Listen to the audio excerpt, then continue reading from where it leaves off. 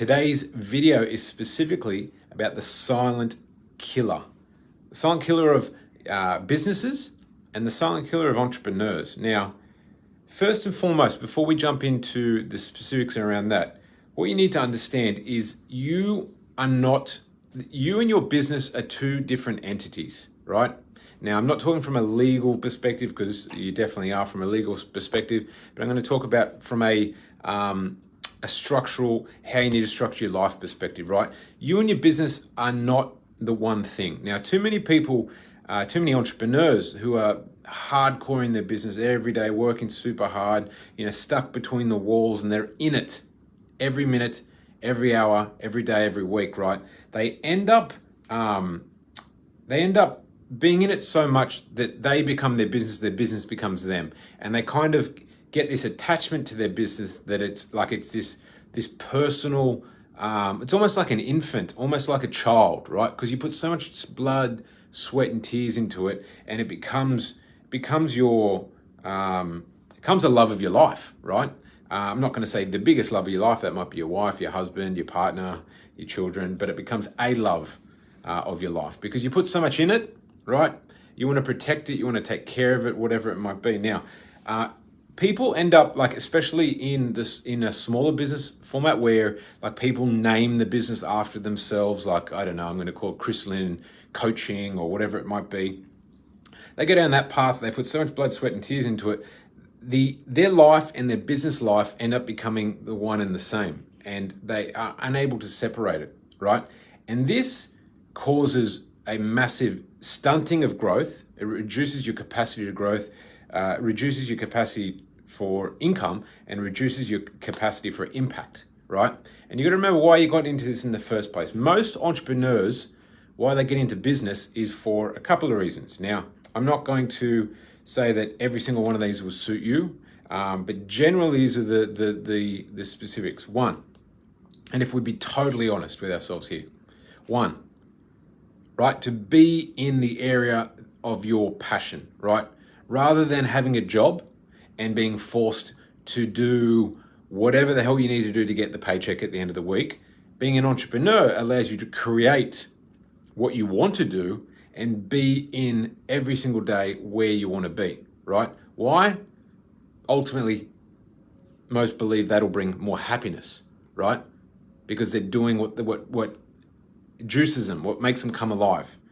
Two, the ability to have more impact, right? The ability to have impact more lives, help more people, and truly live a life where, at the end of the day, end of your life, you can look back and say, man, I've had a lot of impact on a lot of people's lives in a positive way. I've had a positive influence on the world. I can show my family, my friends, my integrity.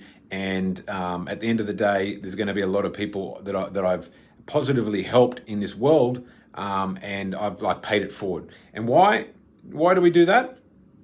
Happiness, right? Bring it back down to the crux of it. It makes us happy to be able to help other people and make them happy.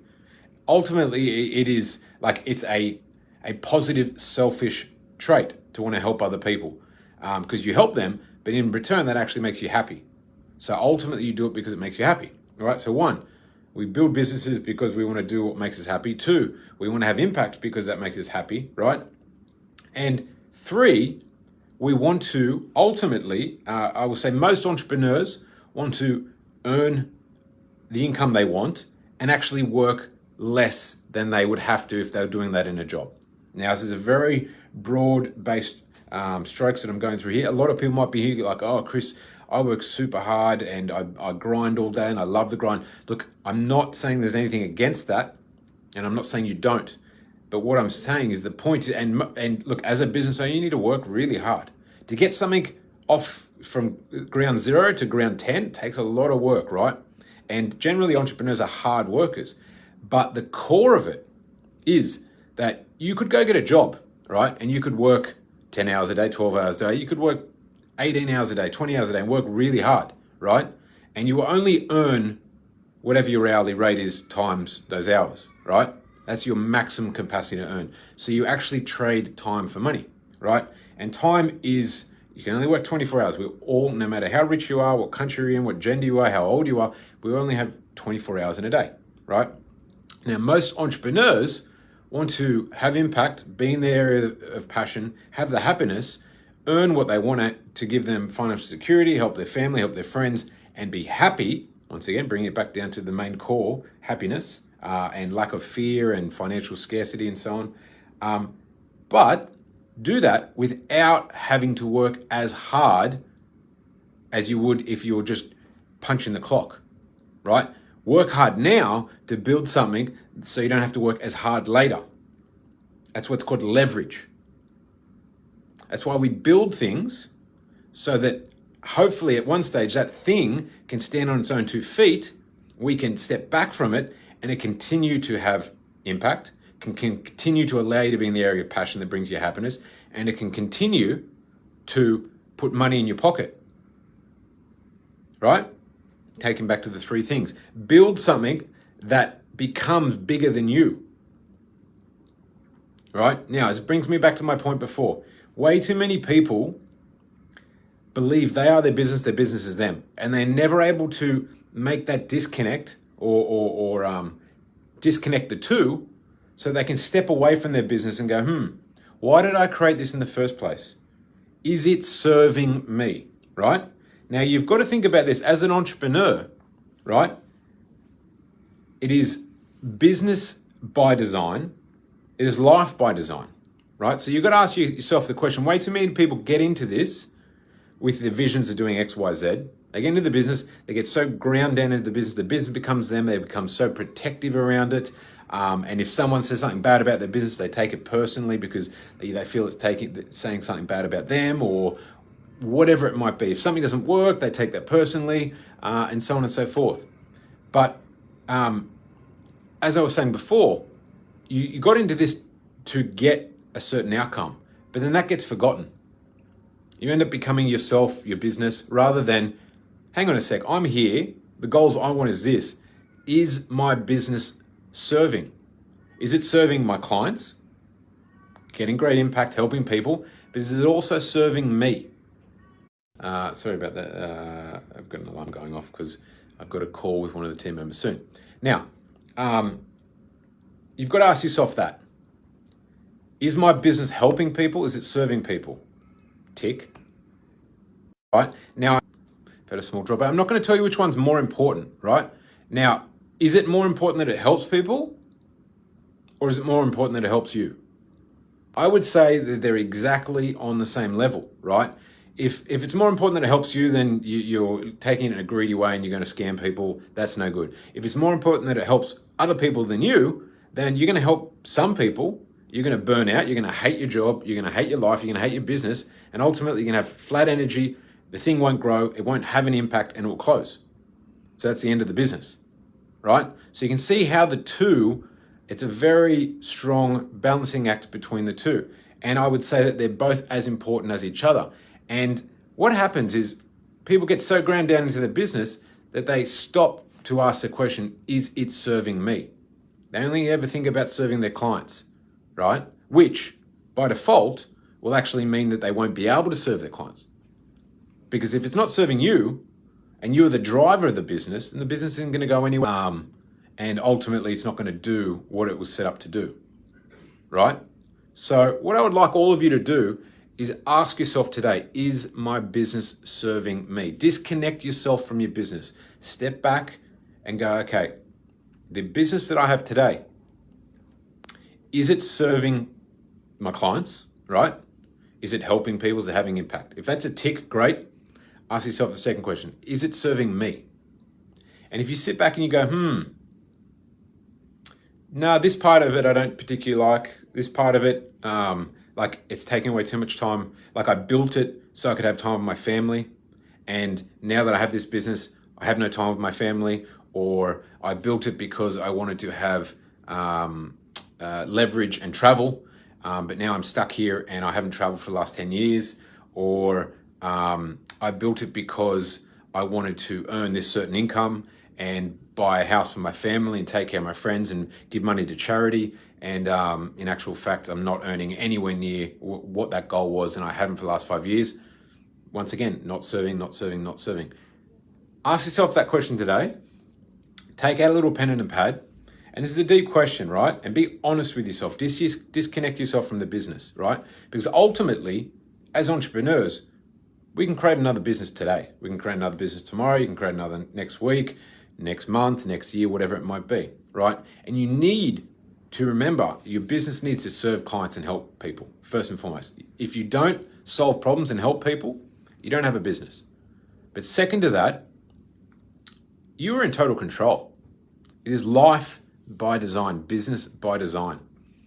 How can you get your business to help people, but also serve you? And if you can get those two to happen, guess what happens? One, you'll be happier, but two, you'll actually help more people. Why?